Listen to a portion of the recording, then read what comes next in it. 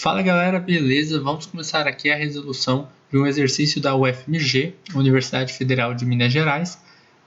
Vamos lá. Uma amostra de uma substância pura, X, teve algumas de suas propriedades determinadas. Todas as alternativas apresentam propriedades que são úteis para identificar essa substância, exceto densidade, massa da amostra, solubilidade em água, temperatura de ebulição ou temperatura de fusão.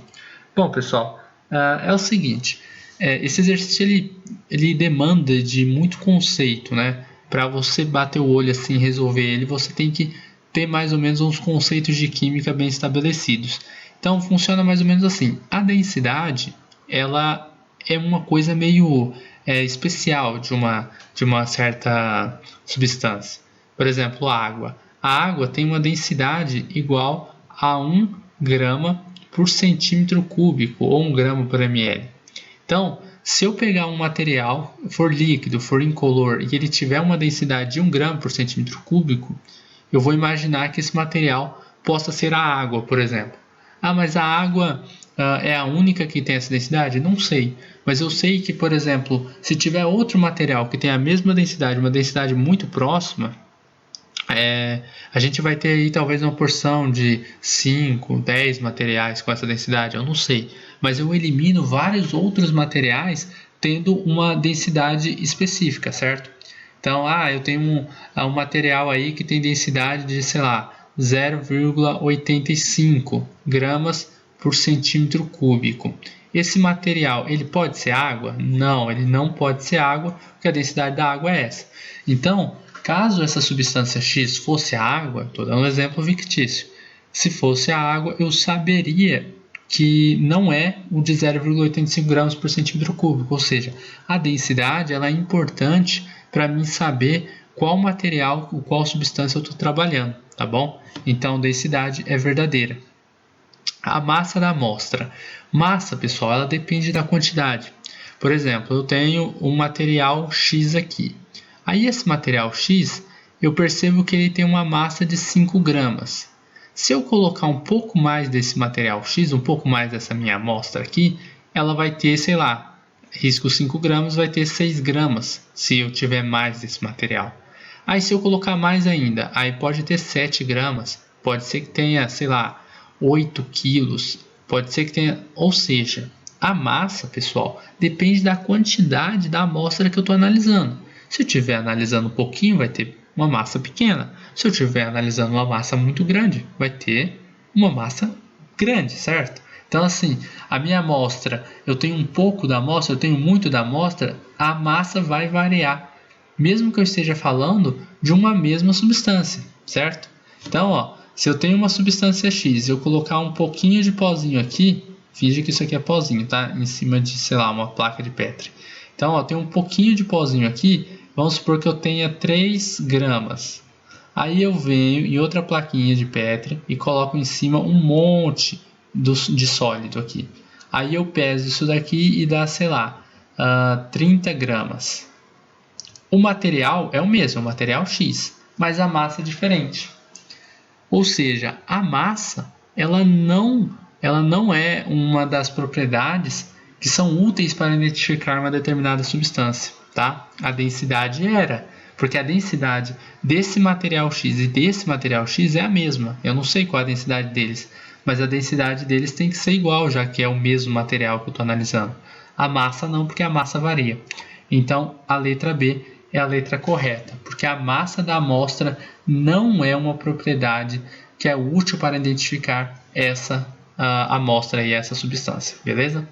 Solubilidade em água é importante. Por quê? Porque alguns materiais, pessoal, eles são solúveis, por exemplo, assim, não sei se já ouviu falar que, por exemplo, material que é substância polar dissolve polar e apolar dissolve apolar.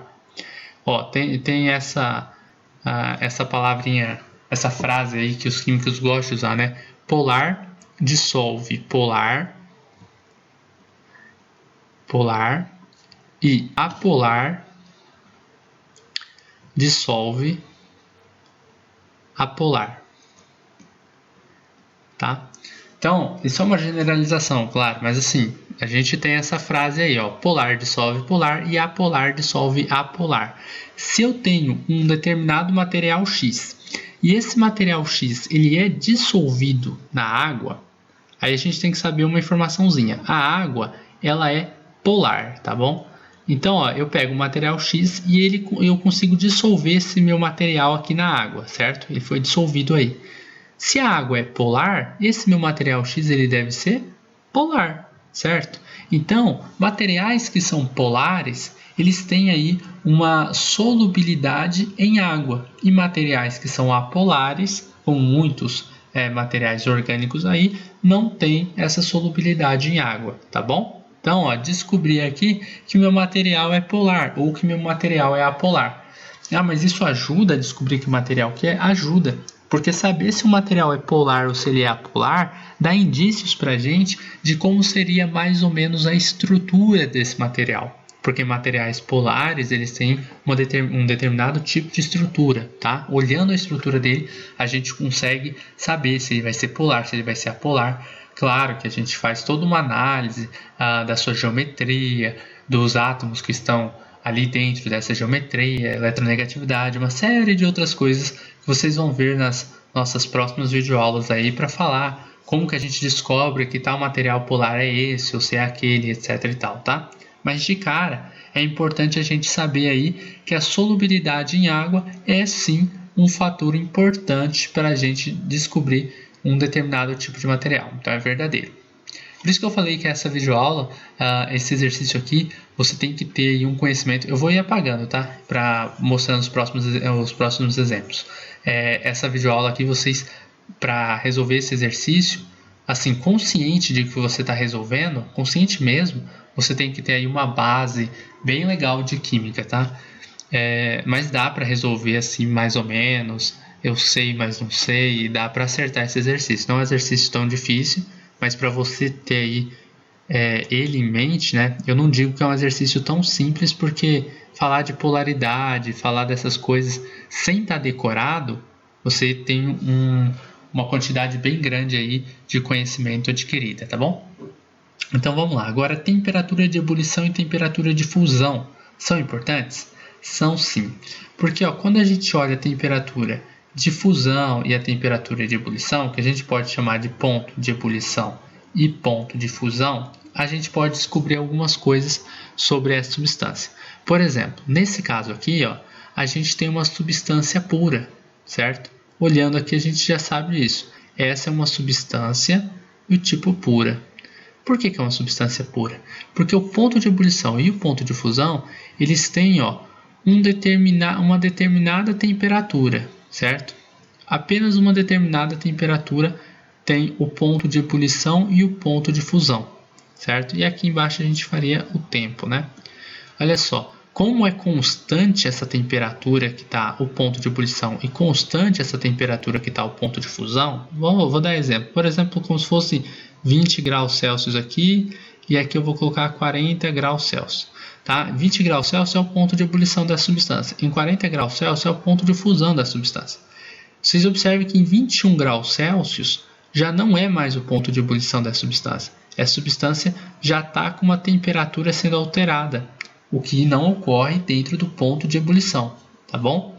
Opa, só tem um erro que eu fiz aqui, um erro grotesco de química, que se vocês repararam, é bom que eu reparei agora, eu vou deixar, tava ponto de ebulição e ponto de fusão, é o contrário, hein, gente?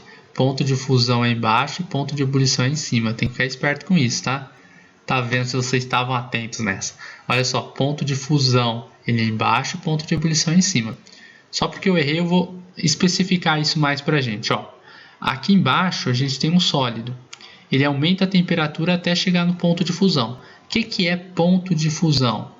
Ponto de fusão é a passagem que a gente tem de um sólido para um líquido, certo?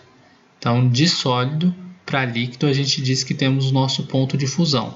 Logo, aqui embaixo do nosso ponto de fusão, nós vamos ter tanto uma quantidade dessa substância no estado sólido, quanto uma quantidade no estado líquido. Depois que o ponto de fusão acaba, a gente só vai ter a substância no estado líquido. Toda ela que estava no estado sólido já fundiu e virou substância apenas no estado líquido, tá bom? Que eu coloquei S, né? É L, de líquido.